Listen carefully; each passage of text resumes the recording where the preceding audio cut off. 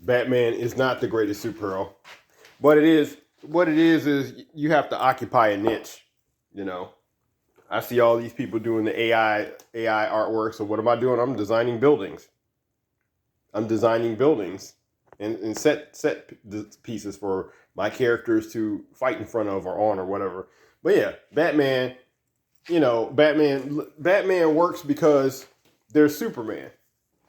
Because Batman's like, okay, I gotta clean up all the crime in Gotham. Okay, how am I gonna do that? How am I gonna do that? Okay, I need all these weapons and gadgets and vehicles and vehicles and vehicles and things like that. Okay, I'm gonna clean up Gotham. Okay, I'm gonna work out. I'm gonna take martial arts from 5 different senseis. I'm gonna get all these gadgets together and I'm gonna clean up Gotham. See, Batman's relatable because he's like, okay, he's a human, he's a man, not an alien, he's a man, and he has to figure out how to do stuff to get stuff done. See, the audience can relate to that. Superman is like, okay, gotta avoid that kryptonite. Superman's own at first, when they first made him up, Superman's only problem was I gotta avoid that kryptonite, and it's gonna be a great day. And Batman's like, nah, I gotta figure out 100 fucking things here. That's relatable, and that's why people always go back to Batman, or the studios go back to Batman, or a superhero like Spider-Man. He's not the strongest, but when you're a little kid, you watch a Spider-Man, you're amazed by the shit that he does. You're not thinking about how strong he is, but you see the Hulk. The Hulk's the strongest,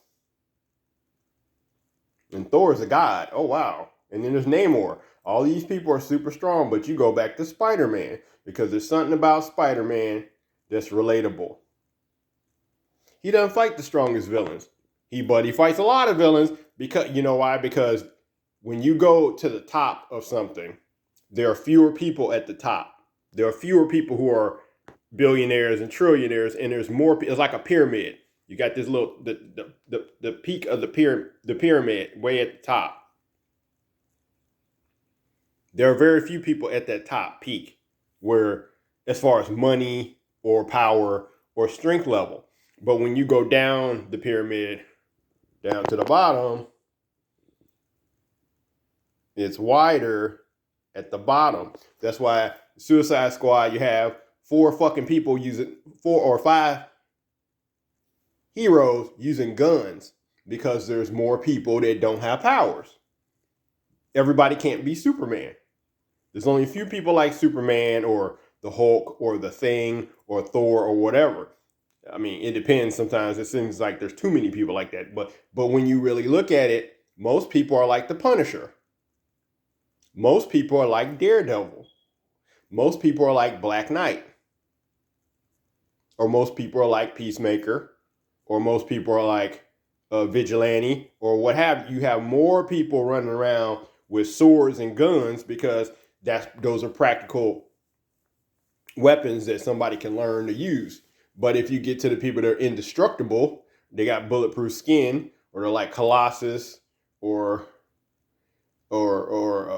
really Drax, the Destroyer from the comic book. He can lift 100 tons. When you get to those people, or Maxim, you get to those people. There's not a whole lot of people like that, so they become more like a fantasy and less real.